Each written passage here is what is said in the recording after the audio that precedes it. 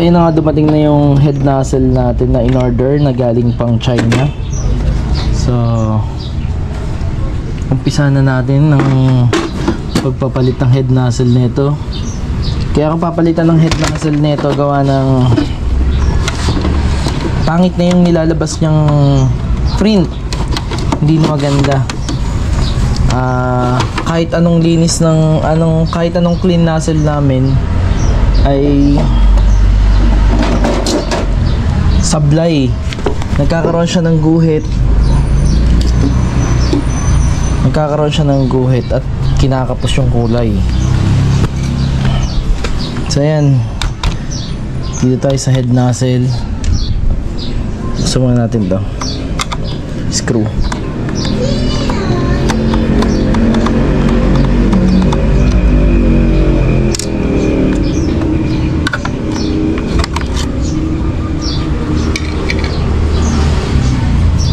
Tapos buksan natin yung nasa likuran.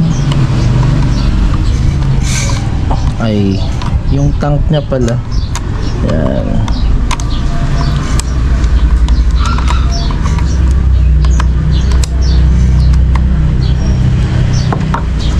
So, yan.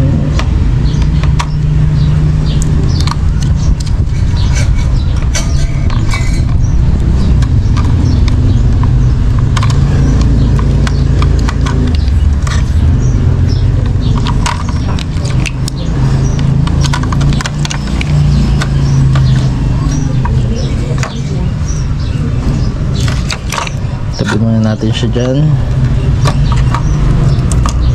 So ito tayo. Ito, tatanggalin natin tong head nozzle at magpapalit tayo ng bagong head nozzle. Ito yung bago nating head nozzle. Ayan. Yung head nozzle nito kasi ay may may umbok na. Papakita ko sa inyo mamaya. Tanggalin muna natin tayong tools. Yan, para mapaklas natin yan, sungkitin natin to. Dahan-dahan lang kasi may wire yan. Yun.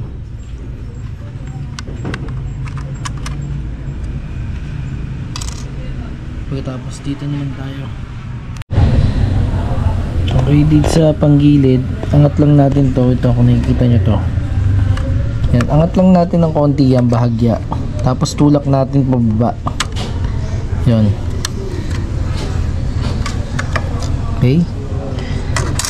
Pagkatapos nyan ay meron tayong tatanggalin dito sa gilid.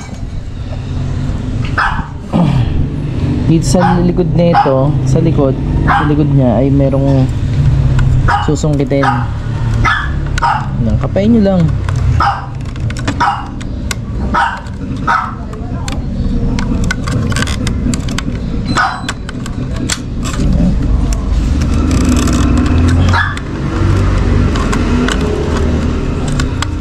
Ito punta tayo sa kabila.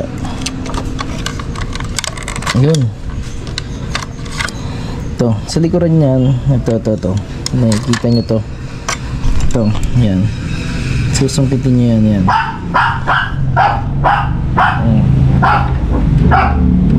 Kasi sa likod nyan ay may ito, yan. Ito yung sinungkit natin sa likod niyan. Ito, yan. Tinulak natin yan, pinush natin yan. Yan, tapos kabila. Yan. Nangingi ng aso ko, pasensya na kayo. Pagkatapos yan, tatanggalin naman natin itong head nozzle. Ito na tayo sa head nozzle. Yan. Pagkatapos natin ito ng screw. Oopsie, maliit yata ito. Kuha tayo ng screw na lalapat doon kasi maliit yung screw. Hindi pwede ito. So yan, natanggalin natin lahat ng screw. Angat na natin.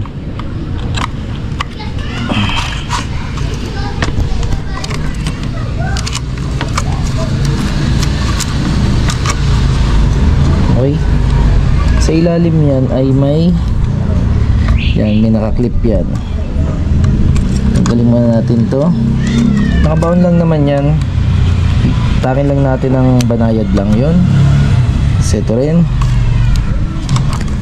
Ayan. Ito ang problema natin, tong nozzle na to. Papakita natin kung bakit hindi nagpa-function na maganda tong nozzle na to. Kasi moment of truth. Yan. Ito ang problema.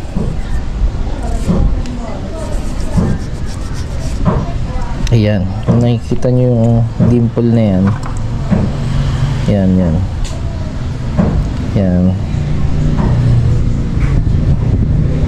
Yan, kung nakikita nyo yung dimple na yan. Yan, oh.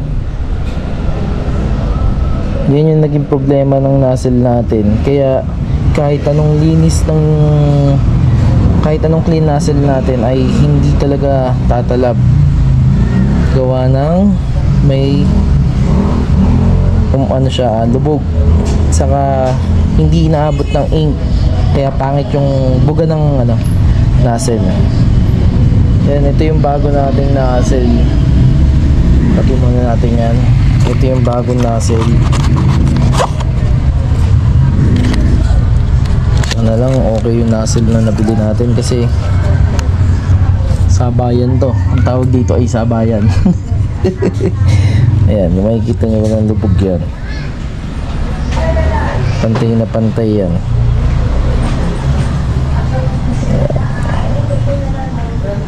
Ayan. Tingnan natin kung tama ba yung itsura nya. Compare natin. Okay. Ang wala lang sa kanya yung foam, no. Madali na yan, dikita na lang natin. Okay, wala namang pinagbago, ganun pa rin, same. Kaya good job sa ating inorderan ng parcel. Okay, kakabit na natin to. Okay, sa pagkakabit ganun pa rin, unahin muna natin yung baba para hindi tayo mahirapan. Yan, pupush lang natin yun.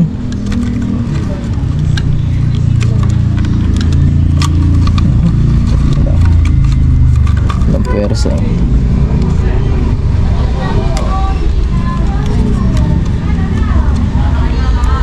Yun, yung kulay blue na yun ay matigas, kaya doon tayo magpupush sa blue na yun. Ayan, pasok na yung isa natin. Ito naman maliit. Baon muna natin ng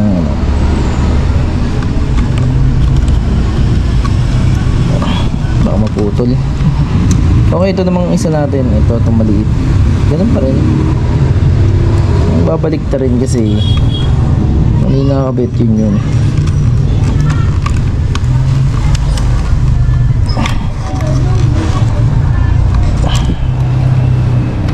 Pasok natin maayos, tapos push.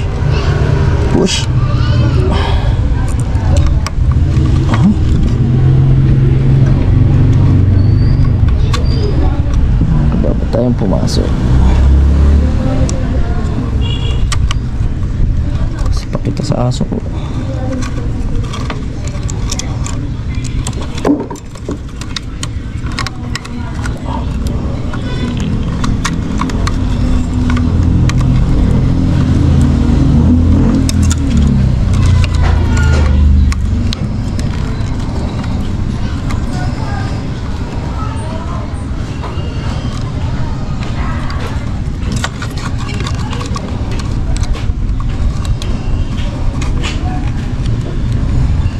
Yun. Okay.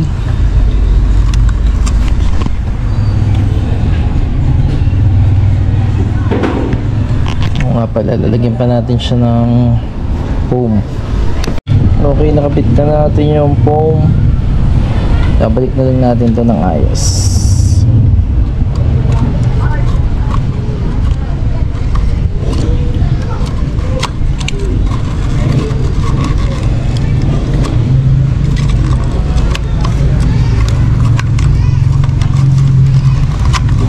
Yun, suwabe. Screw natin. So yun, babalik na natin to, no? Unahin natin to. Tapos ito naman, make sure na maayos yung wire natin kasi kung ano natin binuksan, ito hindi natin ibalik. Yun nga pala, no, hindi ako nag-aaral mag-technician nito kung ano, pagawa nyo lang sa technician kung hindi nyo kaya kasi kaysa gumastos kayo ng malaki. Ako gusto ko lang may experience kung paano magawa nito. At isa akong vlogger, gusto ko na rin i-vlog para na may content ako.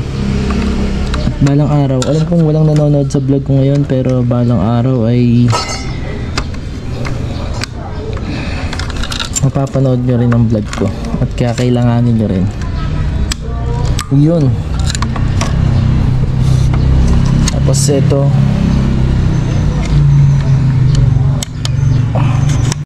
so ayan, pagkatapos nyo na i-instruction naman yung kakabit natin.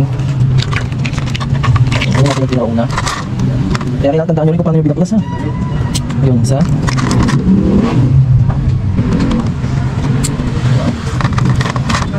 Kasi kung magkakapalit-palit ng ano yun, hindi magiging maganda yung kalalabasan ng sa may design naman yung pinakasalpakan niya.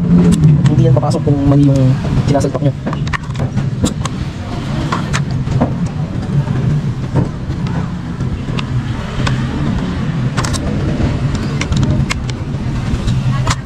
Yung isang yun na hindi nagdulap, so hindi pa tayo napili ng sanction, no? Kaya ginagawa ko, iniipit naman muna. Mas maganda kung magpagawa na lang kayo sa kung hindi nyo kaya itong ganito, magpagawa na lang kayo sa mga technician ng mga printer. Ito ay sinashare ko lang sa inyo para naman kung sakaling kailanganin nyo, papanood kayo. At sana tumawag kayong viewers ko. Please, please, please. Okay, over.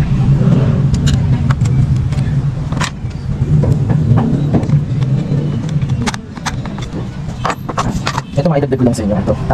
Nagamit pa ba kayo ng filter, ng ink filter, yung may bulak, kung nagamit pa kayo nun, pwede nyo gawin ito, pinagbabawal na technique to.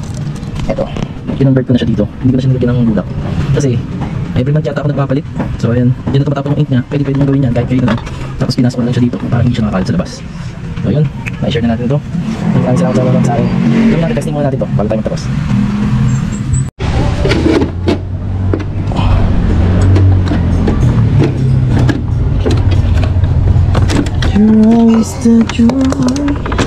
Uy, please subscribe my YouTube channel. Kahit ganun suporta lang, sarap. Tapos watch, sarap. Makakachamba din ako. Itong ginagawa natin ay para sa mga kapatid ko at sa pamilya ko, syempre. Saka na tayo muna tumulong sa iba kapag yung yung pinagpala na tayong Lord ng gusto. Hindi natin masasabi ang chamba natin, di ba? Let's go! Testing natin to. Let's bolt in. Yun, shoutout sa team Sarap Buhay. Ito si Marich at si Raymart. Si Raymart ang nagkakabit ng printer ngayon. Kaya natin paano pasasabugin ni Raymart. Shoutout natin sila Mama Marita Suangco at si Renato Suangco. Yan. Padadaluin muna natin yung ink bago natin malaman kung gana ba. Check na natin kung gana ba.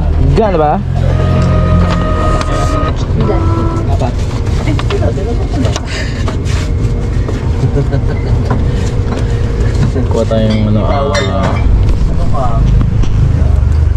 feature.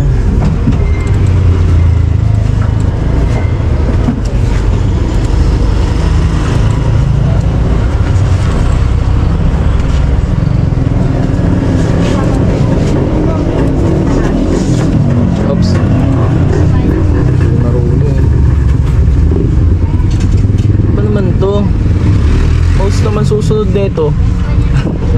Naglolo ko yung mouse eh. Okay.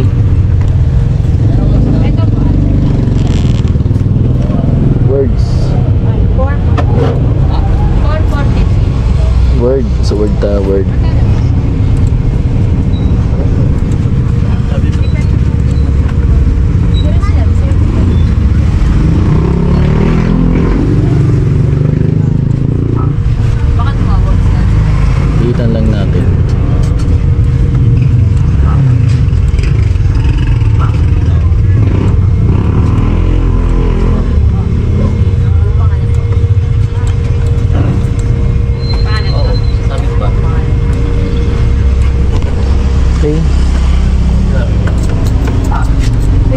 Then sa ngayon wala pa yatang lalabas na ink to. Okay na ba?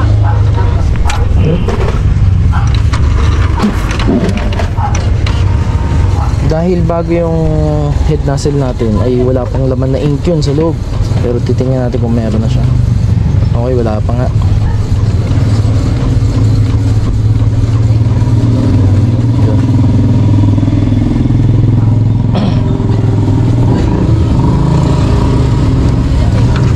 Ito pa lang yung lumabas, no? Titingnan natin. Tol, pa yung used to typewriting, tol. Ito na lang. Long. Yan na.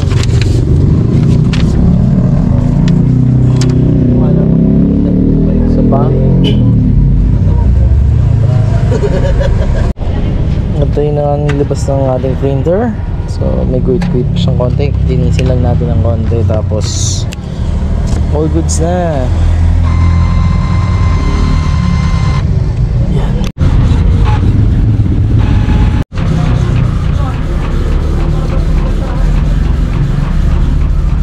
Ganda. Good quality.